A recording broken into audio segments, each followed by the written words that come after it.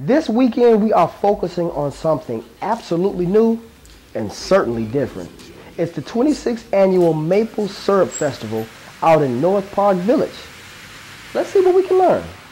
Hi, my name is Bob Porter and I'm here at the North Park Village Nature Center, and this is the 26th annual Maple Syrup Festival. So we've been diligently collecting sap from our sugar bush that's back in the woods here. Been doing this 26 years, and what we do every spring is we go out and we tap the trees.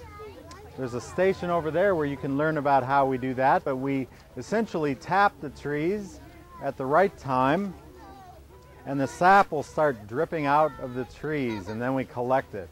And you might ask me, what is sap and how do we get it from sap to syrup? So what we do is, what happens is when it rains out, whenever it rains out during the spring and summer, the rain goes into the soil and into the tree's roots suck it right up and they bring it up the tree and it benefits the whole tree. And then what happens is when it's sunny out, the leaves of the trees photosynthesize and they turn that oxygen and water and sunlight right into sugar, and that gets inside the tree in the sap, and it's in there during the summer, and then it drains back down in the fall, down into the ground, into the tree's roots, and it sits there all winter. And then in the spring, when it comes again, it warms up, and the sap that's in the ground starts to get pumped back up the tree, and that's when we tap it. We pound a spile into the tree. It's a little piece of metal that looks like a little spout.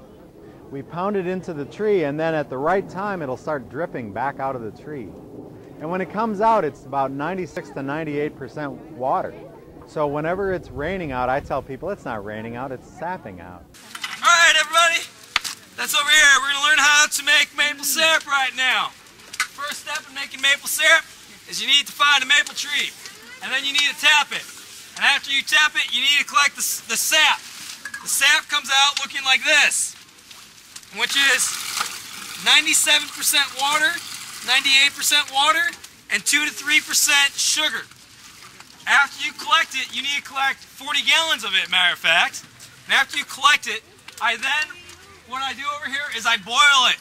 And the entire time I'm boiling this water, Nick has to stir it.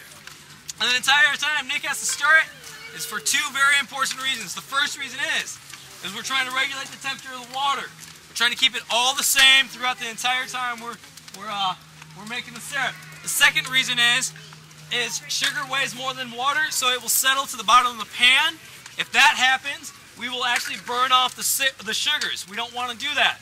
We're trying to boil away the water. So what I will do after about 8 hours, I will boil away enough water, and there will be 35% sugar in what you'll be able to taste. I have samples here for you to taste. Just to let you know, the gallons you collected, as you can see right there, I have 40 gallons up there. That will only make 1 gallon of syrup. 8 hours, 40 gallons to get 1 gallon of syrup. And the entire time, Nick has to stir it. He can't stop at all.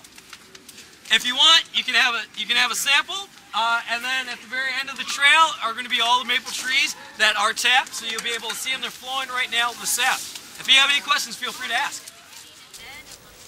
You can go to www.chicagoparkdistrict.com to find out about year-round programs such as this in your area. Now we can walk away with a better understanding of how maple syrup is made, from the Park District to your kitchen table. This is Isaiah Lockhart with Streetside Studio.